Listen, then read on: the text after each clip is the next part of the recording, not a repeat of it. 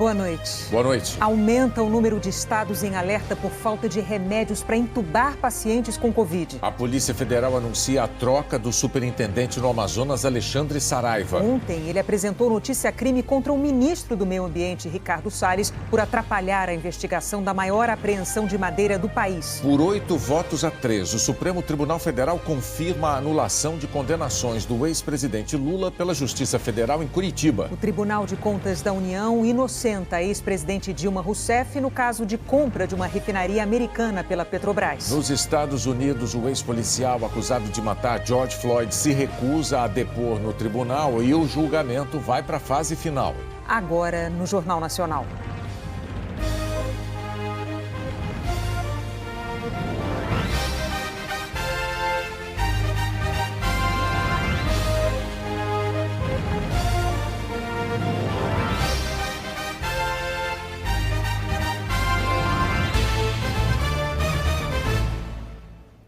Um levantamento com as secretarias estaduais de saúde mostra que 11 estados estão em alerta para a falta de remédios para intubação de pacientes. A requisição administrativa dos medicamentos usados para a intubação começou a valer em março. Numa reunião com os laboratórios, ficou acertado que a indústria venderia ao Ministério da Saúde a produção excedente de medicamentos do kit intubação. Segundo a requisição, os contratos já assinados com estados e municípios continuariam valendo e o Ministério ficaria apenas com o restante. Para as requisições das medicações, os contratos vigentes todos foram mantidos. Então, todos os contatos que foram feitos com os laboratórios, não foi tirado nenhuma medicação de contrato vigente pelo laboratório. Só que com a demanda em alta, a indústria diz que não havia estoque excedente. Os laboratórios passaram então a trabalhar para atender às demandas do Ministério. Em 23 de março, um dos fabricantes, o laboratório Cristália, divulgou uma nota em que afirma que entregaria ao Ministério todos os medicamentos solicitados e utilizados para intubação.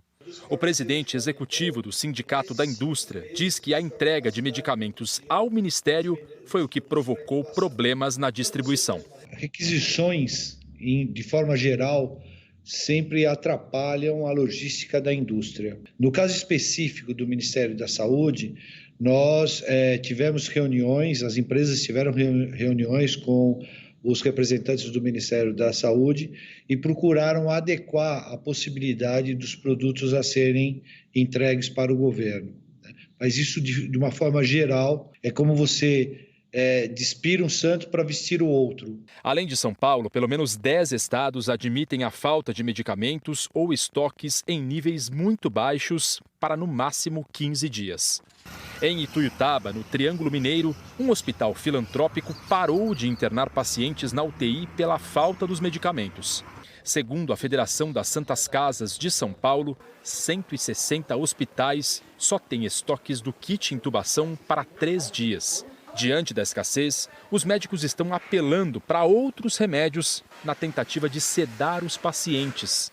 O médico, que trabalha num hospital público da cidade de São Paulo e não quer se identificar, faz um desabafo. O paciente, às vezes, acordava no meio do procedimento, não conseguia, depois que a gente entubava, se ligar muito bem ao ventilador mecânico. Isso daí tudo vai comprometendo ainda mais a função do pulmão, que já é bastante debilitada. 6 empresas fizeram doações ao governo federal e um avião deve chegar esta noite a Guarulhos, vindo da China, com 2.300.000 medicamentos.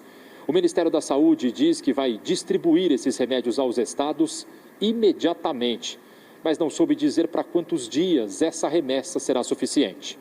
O Ministério da Saúde afirma que a requisição dos medicamentos foi um acordo que envolveu o governo federal, estados e municípios, que está planejando compras internacionais em parceria com a Organização Pan-Americana de Saúde e também negociando diretamente com os laboratórios.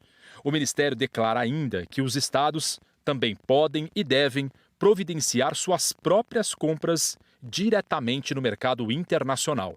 Os estados também têm que procurar esses medicamentos, não é? Sobretudo os grandes estados. Existem estados que têm economia maior do que de países e que têm condições de buscar esses insumos. Não é só empurrar isso para as costas do Ministério da Saúde. Vamos deixar isso bem claro. Os números atualizados da pandemia mostram que a Covid já matou mais de 365 mil brasileiros. O Alan Severiano tem os dados reunidos pelo consórcio de veículos de imprensa. Alan, boa noite. Boa noite, Bonner, Renata. Boa noite a todos. O Brasil registrou 3.774 mortes por Covid nas últimas 24 horas. 365.954 pessoas já perderam a vida desde o começo da pandemia. De ontem para hoje, 80.529 novos casos foram confirmados e o total de diagnósticos é de 13.158.093. A média de casos está estável, com uma leve redução de 7% em 2 semanas. São, em média, 67.396 novos casos por dia. A média de mortes também registra estabilidade, 2% a menos do que 2 semanas atrás. Em média, são 2.952 mortes no Brasil, por dia. Um número ainda muito alto, né? Agora a gente no mapa vê o cenário pelo país. Em vermelho, com alta na média de mortes, são 6 estados. Roraima e Amapá tiveram os maiores aumentos. E o mapa hoje está bem mais amarelado, olha só. São 16 estados em estabilidade. Em azul, 4 estados e o Distrito Federal com queda na média de mortes. Maiores reduções no Rio Grande do Sul e na Paraíba. Comparando com outros países, a média diária de mortes no Brasil na última semana se manteve como a mais alta do planeta. Esses dados são de ontem, do site Nosso Mundo em Dados. Por isso o Brasil aparece aqui com 3.000 mortes por dia. Por dia, o Brasil tem mais do que o triplo de mortes da Índia, que vem em segundo lugar. E bem mais do que México, Estados Unidos e Polônia, que vem em seguida neste momento. Agora, os números da vacinação. 503.826 pessoas receberam a primeira dose da vacina nas últimas 24 horas. E assim o Brasil superou a marca de 25 milhões de vacinados com a primeira dose.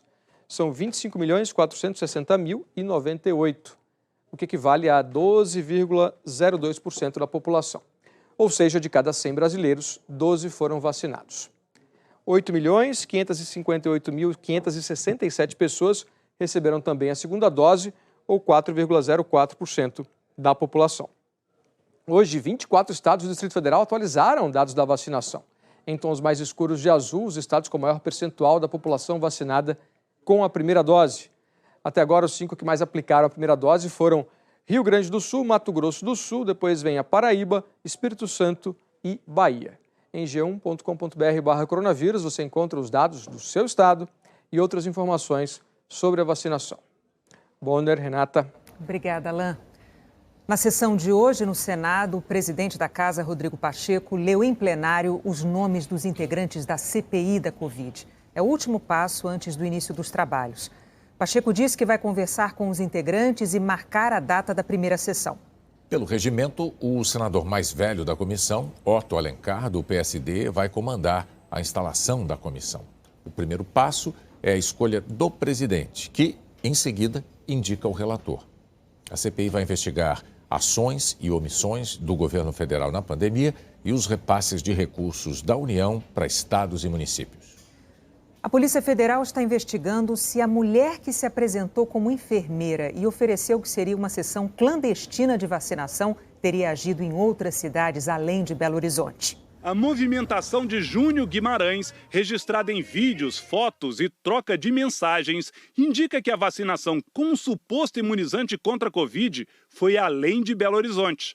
Júnior Guimarães é genro da cuidadora de idosos Cláudia Pinheiro, que se apresentava como enfermeira e que aparece aplicando vacina na garagem de uma empresa de ônibus na capital mineira. Segundo a investigação, Júnior era o motorista dela. Além de fotos e do vídeo em que aparece com dinheiro nas mãos, a Polícia Federal também investiga mensagens com a localização dele em diferentes lugares. Numa região de Mansões, na capital mineira, em Governador Valadares e Paracatu. E tem ainda áudios em que ele conta onde estava. Eu estou trabalhando, eu estou em 7 Lagoas aqui, tá? Não vai dar ficar para te responder toda hora, não. Os recados foram enviados para Graziele Cândida, ex-companheira de Júnior Guimarães. Ela já prestou depoimento à polícia. Diz que as mensagens foram enviadas no mês passado e que Júnior só informava que estava trabalhando com seringas e ampolas. à mensagem dele, inclusive dizendo que estava a caminho de Aparecida de Goiânia, em Goiás. Segundo os investigadores, todas essas informações estão servindo para mapear novos locais onde houve a suposta vacinação contra a Covid. Mais pessoas suspeitas de terem tomado a injeção com um líquido ainda não identificado estão sendo chamadas para prestar depoimento.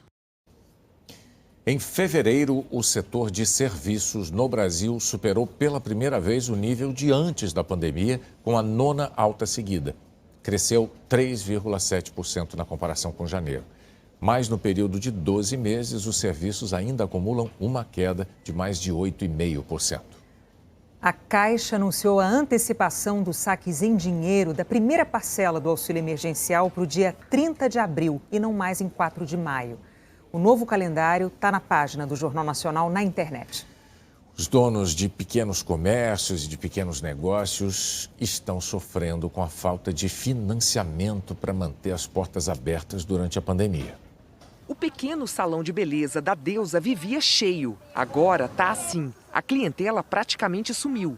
Ela espera uma linha de crédito para não fechar. Tu precisaria de um fôlego para poder melhorar, para poder pagar o que a gente deve. Senão tem que fechar as portas, igual muita gente está fazendo, também a gente tem hora que pensa até de desistir, né, de parar. Na mercearia do Fábio, poucas vendas e contas no vermelho, à espera de crédito barato. Hoje que eu estou atrasado, boleto, fornecedor, conta de luz, água, né, as contas pessoal minha também, cartão de crédito, tudo parado, né, sem poder pagar, porque devido a esse movimento que eu estou tendo, né, caiu muito, caiu uns 70% a movimentação minha. No ano passado, o governo lançou uma linha de crédito especial para micro e pequenas empresas, o Pronamp, com juros mais baixos, prazo longo e 8 meses para começar a pagar. O programa acabou em dezembro. 37 bilhões e meio de reais foram liberados para micro e pequenos empreendedores. Uma pesquisa do Sebrae reforça a importância do crédito para esses negócios. 69% dos micro e pequenos empresários afirmam que têm dívidas. E 45% dizem que a continuação de linhas de crédito como o Pronamp seria a medida governamental mais importante para 2021. Mesmo diante da necessidade dos empresários, a nova rodada do Pronamp está emperrada. A lei do orçamento não permite que o programa seja relançado sem indicar de onde vai sair o dinheiro para bancar os financiamentos. Para resolver isso, a equipe econômica já mandou um projeto para o Congresso. E o presidente do Senado, Rodrigo Pacheco, disse que o texto será votado na segunda ou terça da semana que vem. O governo também depende de outra medida para relançar o Pronamp: a aprovação de uma proposta de emenda à Constituição liberando novos gastos emergenciais da pandemia, incluindo essa linha de crédito. Mas a PEC ainda nem saiu do Ministério da Economia. O secretário de Produtividade do Ministério da Economia disse que o novo Pronamp só sai depois que o orçamento deste ano for sancionado pelo presidente Jair Bolsonaro e que as condições serão melhores. Até que o processo orçamentário seja concluído e nós saibamos quanto de recursos nós teremos para esse tipo de ação, não há o que a gente possa fazer. Nós estamos trabalhando hoje para que a carência seja maior e também o prazo de repagamento seja maior. Em outra frente, parlamentares trabalham para tornar o Pronamp permanente. Um projeto já foi aprovado no Senado e está na Câmara. Ninguém é contra o Pronamp, nem oposição, nem situação. Tá? Estamos vendo só os ajustes que precisam ser feitos de valores para que a gente possa botar esse programa o mais rápido possível. Este economista reforça a urgência de socorro aos pequenos empresários. Você tem uma política pública, né, de crédito, de apoio, para que as pessoas se sustentem. Isso tem que ser feito de uma forma rápida. Quanto mais rápido você fizer, mais você controla o vírus e mais você volta à economia posteriormente. O Fábio mantém a esperança de conseguir crédito para sua mercearia. Se vir o financiamento, vai me ajudar bastante, né? Vai ajudar porque não tenho de onde tirar e a ajuda que a gente espera é essa, né? A seguir, uma testemunha afirma que a mãe de Henri recebeu um pedido dele de que voltasse para casa num dia em que tinha sido agredido pelo padrasto. O ex-policial acusado de sufocar George Floyd até a morte se recusa a depor no julgamento.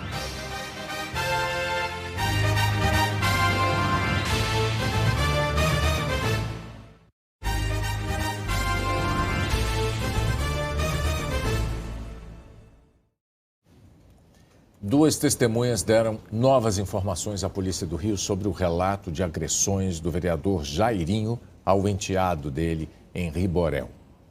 O Jornal Nacional obteve imagens inéditas da investigação da morte do menino. Fim de tarde de 12 de fevereiro. Monique Medeiros chega a esse salão no shopping na Barra da Tijuca. Esse é o mesmo dia em que, segundo a babá Tainá Oliveira, Henri disse ter sido agredido por doutor Jairinho.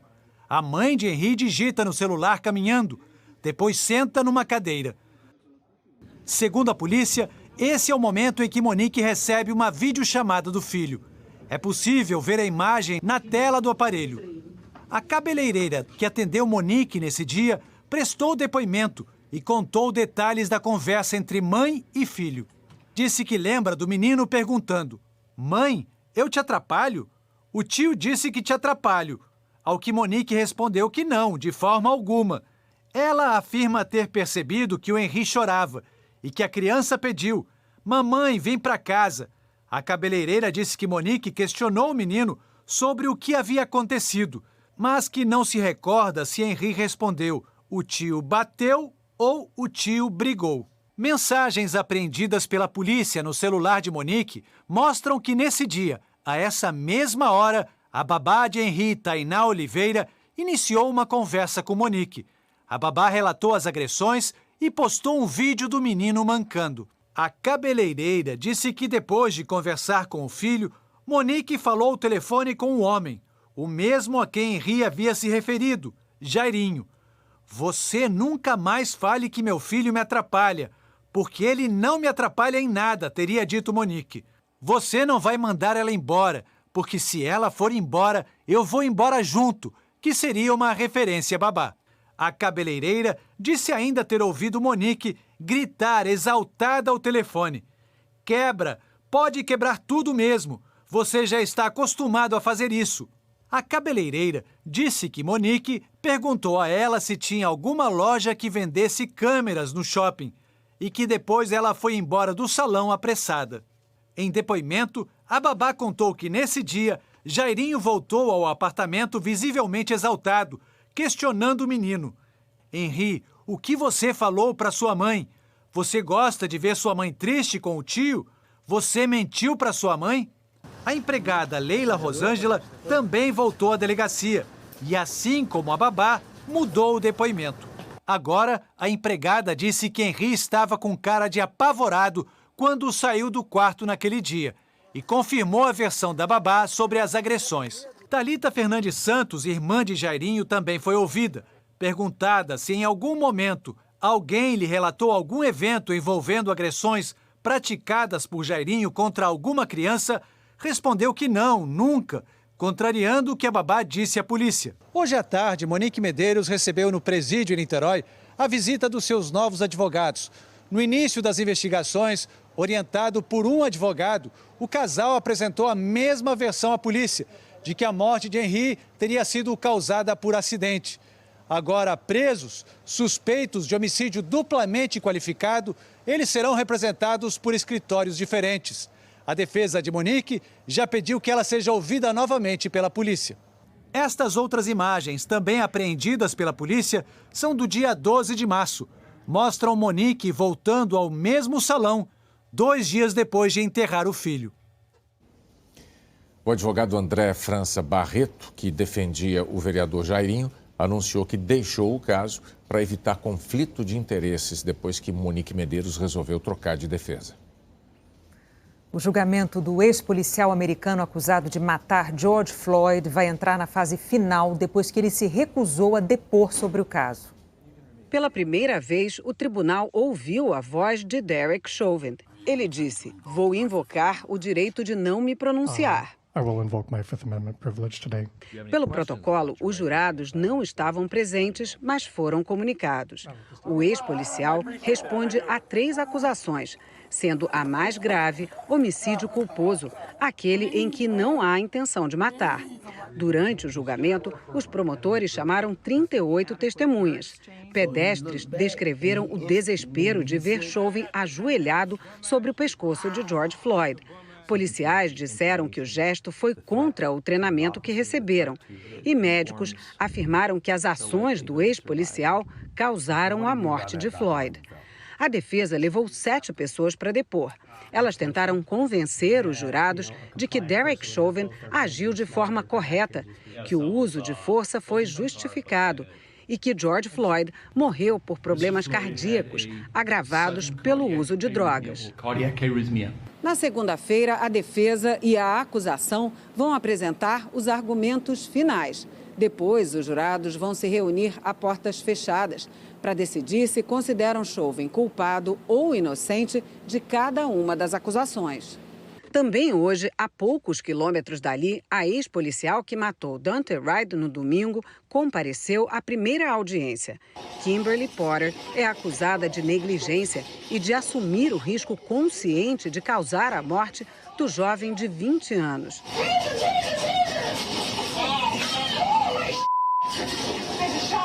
A ex-policial foi presa ontem e liberada depois de pagar uma fiança equivalente a mais de R$500 mil.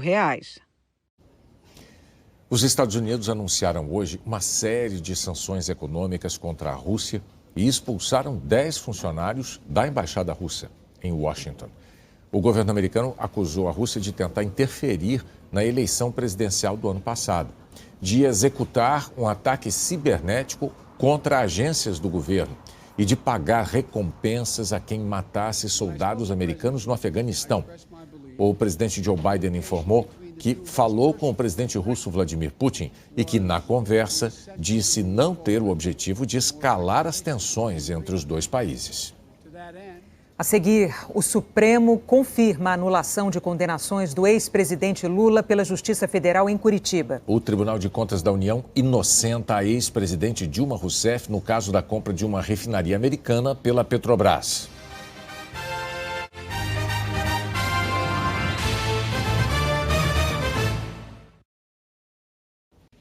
A direção da Polícia Federal substituiu hoje o superintendente no Amazonas.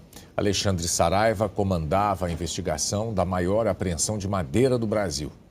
Ontem, ele pediu ao STF que investigue o ministro do Meio Ambiente, Ricardo Salles, por atrapalhar o trabalho da PF. Em entrevista à Globo News, antes de ser exonerado, o delegado Alexandre Saraiva disse que tinha obrigação de apresentar uma notícia-crime contra o ministro do Meio Ambiente ao Supremo Tribunal Federal. Não é todo dia que um superintendente faz isso, mas também não é todo dia que um ministro de uma outra pasta se arvora a promover a defesa de infratores ambientais. Na notícia-crime, o delegado afirma que o ministro Ricardo Salles, o senador Telmário Mota, do PROS de Roraima, e o presidente do IBAMA, Eduardo Bin, agiram para dificultar a ação fiscalizadora do poder público em questões ambientais. E que, além disso, há fortes indícios de terem praticado o crime de advocacia administrativa, que é patrocinar, direto ou indiretamente, interesse privado perante a administração pública, valendo-se da qualidade de funcionário. Segundo o delegado, os crimes começaram depois que a Polícia Federal fez, no Pará, no fim do ano passado, a maior apreensão de madeira do país. Mais de 200 mil metros cúbicos, ou cerca de 65 mil árvores derrubadas. Na notícia-crime, o delegado diz que, em razão da magnitude dos resultados, o setor madeireiro iniciou a formação de parcerias com integrantes do Poder Executivo, podendo-se citar o ministro do Meio Ambiente, Ricardo Salles, e o parlamentar Telmário Mota, no intento de causar obstáculos à investigação. A PF cita como exemplos manifestações de Telmário nas redes sociais e a visita de Salles na semana passada ao local da apreensão. Salles voltou a defender a liberação da madeira. O ministro se reuniu com empresários e disse que ouviu deles que as árvores tinham sido derrubadas dentro da lei e pediu pressa na análise de documentos entregues pelos madeireiros. A Polícia Federal analisou os documentos e identificou fraudes na concessão das terras públicas onde os madeireiros derrubaram as árvores. De acordo com investigadores, essas áreas foram obtidas por meio de grilagem de terras. Portanto, a madeira extraída de lá é ilegal. Segundo o delegado Alexandre Saraiva, essa mesma fraude se repetiu em outras áreas. Ainda de acordo com a investigação, a maioria dos madeireiros não respeitou os limites dos planos de manejo. Sobre o presidente do IBAMA, Eduardo Bin, o delegado afirma que o órgão, desde o início da operação, manteve-se inerte, desinteressado em exercer seus poderes de polícia ambiental, o que desperta a existência de interesses escusos, provavelmente a mando do ministro do Meio Ambiente. A notícia crime chegou hoje ao gabinete do presidente do Supremo, ministro Luiz Fux, mas a TV Globo apurou que o STF decidiu não transformar a notícia crime em um processo porque o delegado Alexandre Saraiva não usou o meio correto para enviá-la. Ele mandou um e-mail para o Supremo, mas deveria ter peticionado como um processo eletrônico ou protocolado pessoalmente no Supremo. Saraiva foi substituído no momento em que tentava reforçar a fiscalização. Nos bastidores, a avaliação é de que a atuação independente do delegado foi decisiva para a demissão dele. Em nota hoje à tarde, a Polícia Federal confirmou a troca de 5 superintendências, de Santa Catarina, Roraima, São Paulo, Bahia e Amazonas, que era comandada por Alexandre Saraiva. Saraiva tem proximidade com a família Bolsonaro e até já participou de uma live com o presidente. Para o lugar dele, a PF indicou o delegado Leandro Almada. Carioca, Leandro Almada é visto como uma pessoa ligada a Alexandre Saraiva, que também é do Rio. Ele já foi policial civil e é delegado da PF há 13 anos. Leandro Almada já atuou no Amazonas, principalmente na repressão ao tráfico de drogas, mas também já foi chefe do Núcleo de Investigação de Crimes Ambientais e diretor executivo da PF no Amazonas, o segundo cargo mais importante da polícia no estado, diretamente subordinado a Saraiva. Ele estava trabalhando em Minas Gerais na investigação da vacinação clandestina contra a Covid. A Polícia Federal também mudou o comando de 6 diretorias, entre elas a de combate ao crime organizado. Líderes da oposição na Câmara pediram ao Ministério Público Federal a apuração da mudança de comando na Superintendência do Amazonas. O senador Telmário Mota, do PROS, declarou que o delegado Alexandre Saraiva busca os holofotes com o que chamou de notícia-crime patética e sem fundamento. Segundo o Telmário Mota, o delegado criminaliza todo um setor sem distinguir quem está na ilegalidade ou não. O Ministério do Meio Ambiente afirmou que vai responder ao delegado na Justiça. A direção do IBAMA não se manifestou.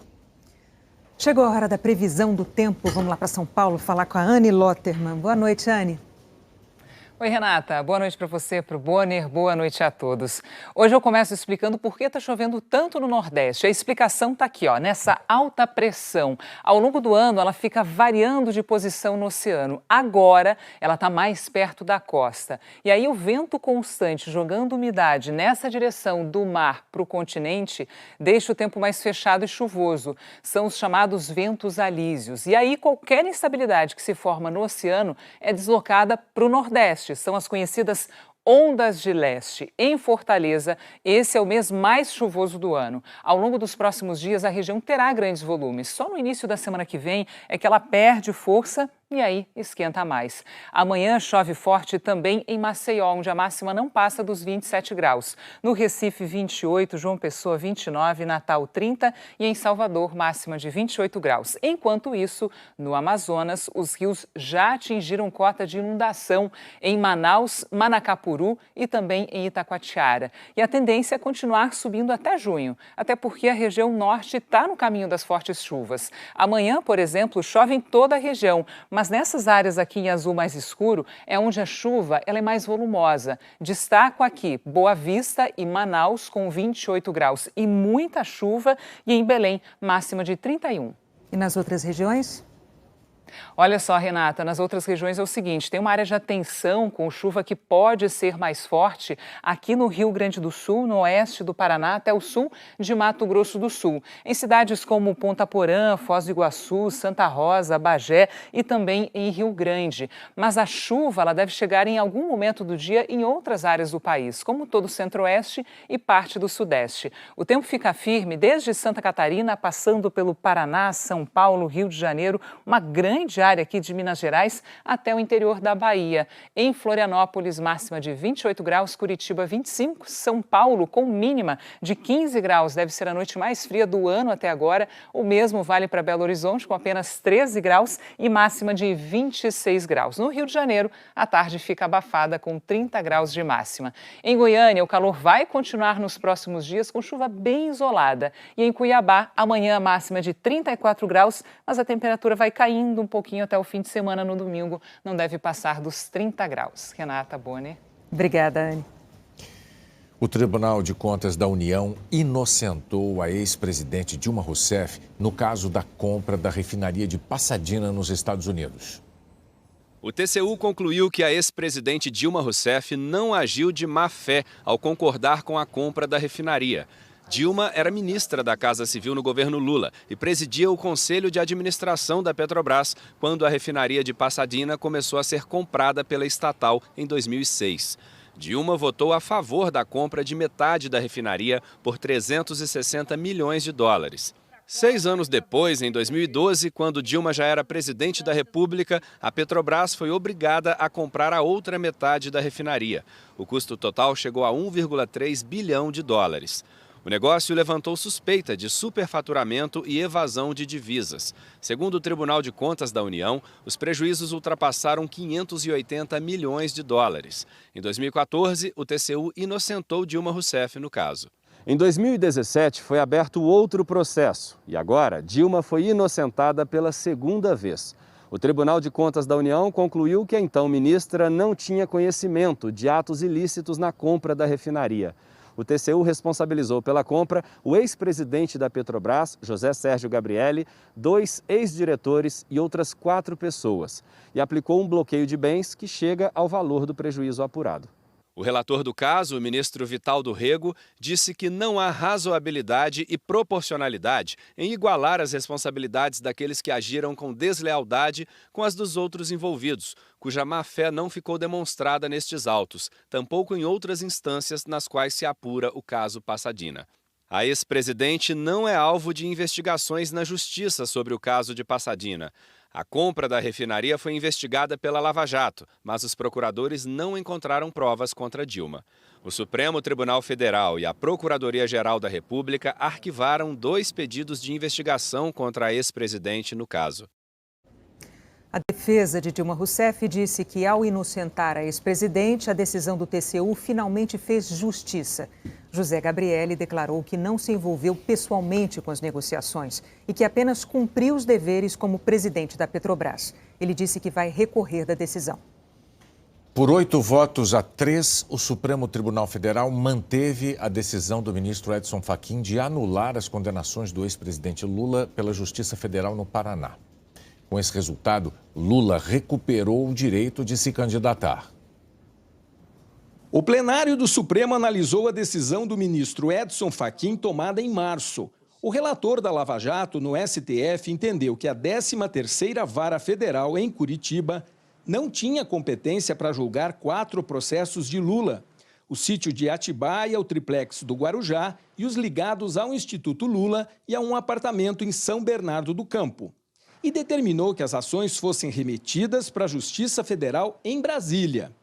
Fachin fez um histórico das decisões do STF que estabeleceram a competência da Vara de Curitiba para julgar somente as ações que tenham ligação direta e exclusiva com desvios de dinheiro na Petrobras.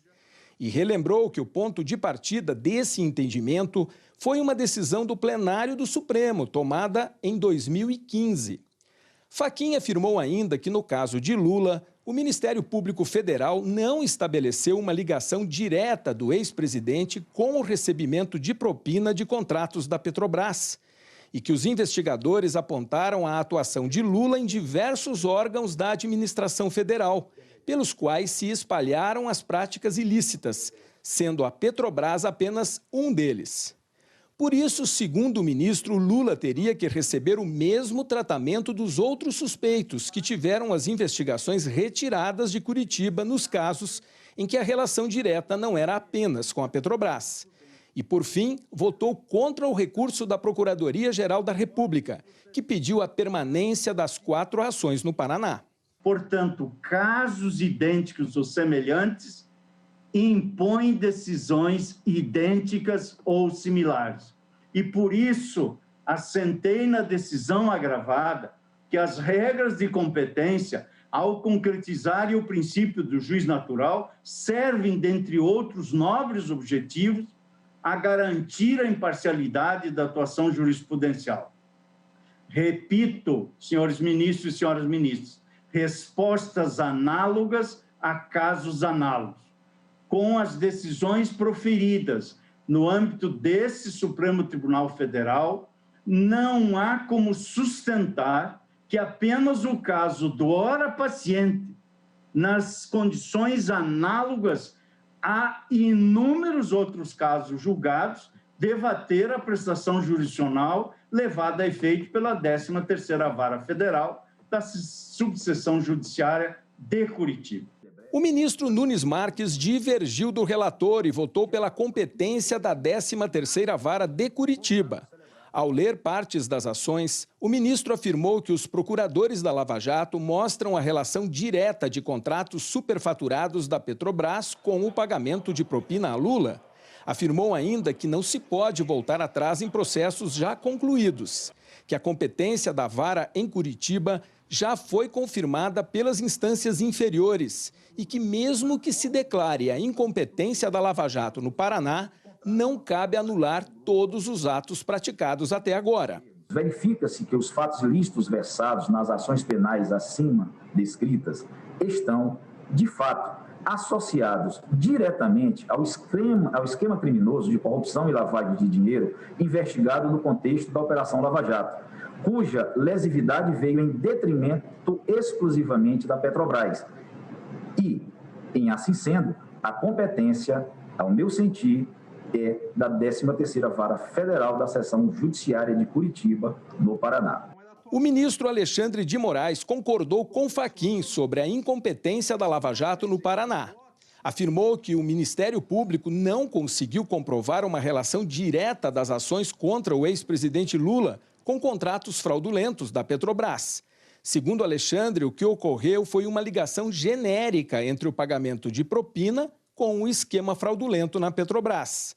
Mas, ao contrário de Fachin, que determinou o envio das ações para o Distrito Federal, Alexandre de Moraes considerou que os casos precisam ser enviados para a Justiça Federal de São Paulo, onde os crimes teriam ocorrido.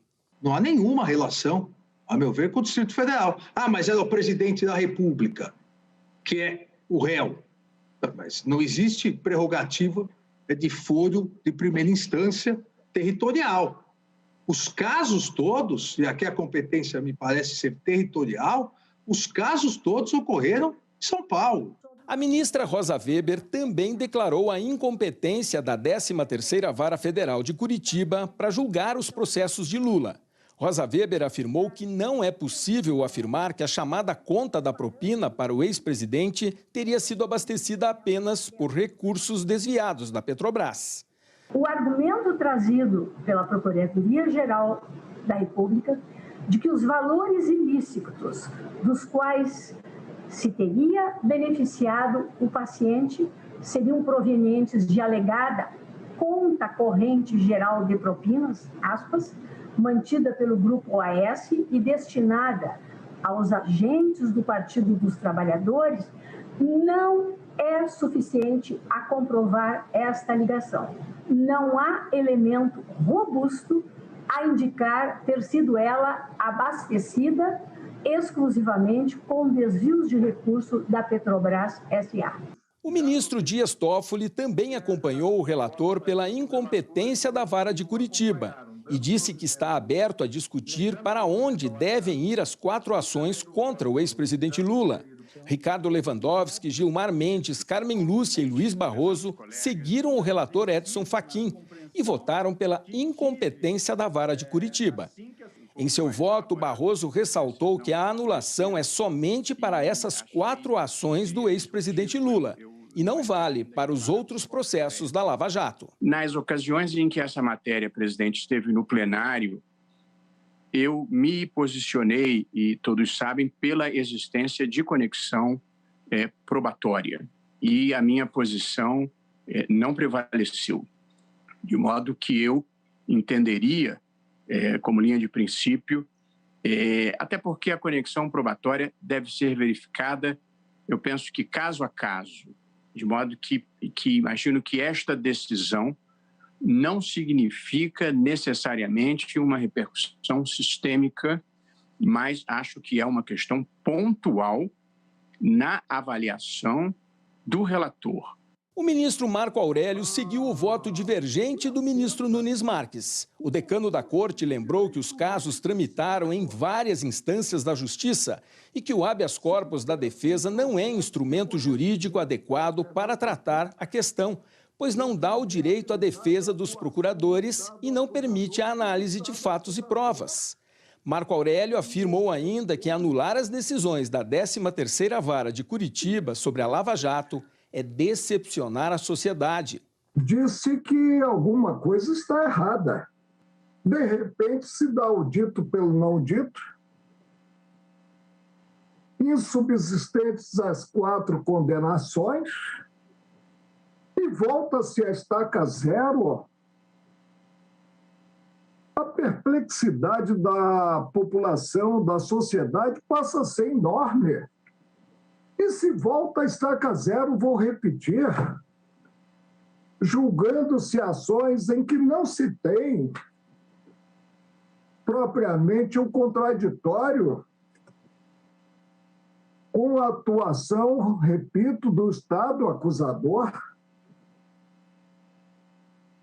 o desgaste institucional do Poder Judiciário é enorme. O último a votar foi o presidente do STF, Luiz Fux. Ele acompanhou Nunes Marques para manter as ações em Curitiba. Fux ressaltou que, mesmo se a competência sair de Curitiba, os atos do processo não devem ser anulados e podem ser aproveitados a critério do novo juízo. Lembrou também que a decisão de hoje não significa o fim da Lava Jato. Essa decisão, ela não derrui a Operação Lava Jato. É apenas uma decisão referente aos casos específicos a que ela se refere. É relativa à nulidade decorrente da inobservância da competência penal por prevenção. É relativa. Então, o próprio Supremo Tribunal Federal, digamos assim, mitiga a gravidade desse defeito que, eu repito, foi discutido no plano infraconstitucional. Por outro lado, eu trago aqui, eu vou fazer a juntada de voto, precedentes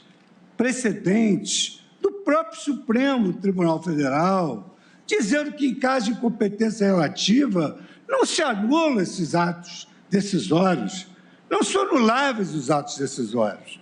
E o próprio juízo, que se desloca a competência, pode chegar à conclusão que todos os atos estão perfeitos. Por 8 votos a 3, o plenário do Supremo definiu que a 13ª Vara da Justiça Federal em Curitiba não tinha competência para julgar 4 processos de Lula e manteve a anulação das condenações do ex-presidente, que retoma os direitos políticos. Com isso, poderá concorrer a um cargo eletivo. Mas falta ainda definir, na quinta-feira que vem, 2 pontos. Para onde serão remetidos os processos, Brasília ou São Paulo? E também se os 14 recursos da defesa do ex-presidente não precisam mais ser julgados, como defende o relator Edson Fachin.